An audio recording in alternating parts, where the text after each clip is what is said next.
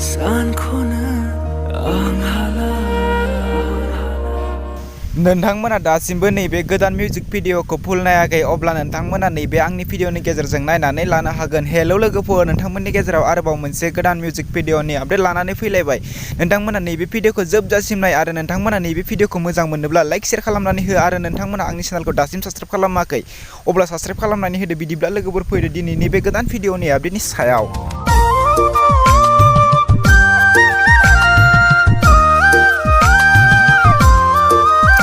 दिनैनि नैबे गोदान मिउजिक भिडिअनि आपडेटनि टाइटेलानो जादों सानब्लाबो। लोगोफोर, नोंथांमोना दासिम बे गोदान मिउजिक भिडिअखौ नायाखै अब्ला नोंथांमोना बिथांमोननि इउटुब चेनेलाव थांनानै नैबे गोदान मिउजिक भिडिअखौ नायहैनो हागोन।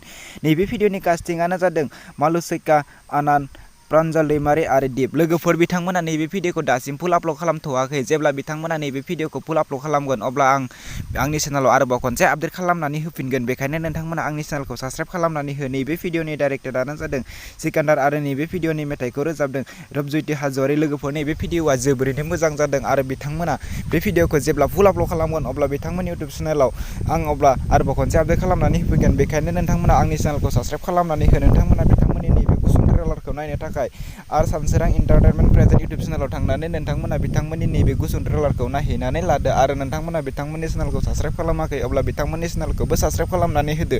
बिदिब्ला लोगोफोर, दिनैनि नैबे गोदान भिडिअनि गुसुं आपडेटआ बेखिनियानोसै। नोंथांमोना आंनि चेनेलखौ दासिम साबस्क्राइब खालामाखै अब्ला साबस्क्राइब खालामनानै होदो बेफोरबायदि गोदान गोदान मिउजिक भिडिअनि फार्स्ट आपडेटखौ नोंथांमोना मोनबाय थानो थाखै।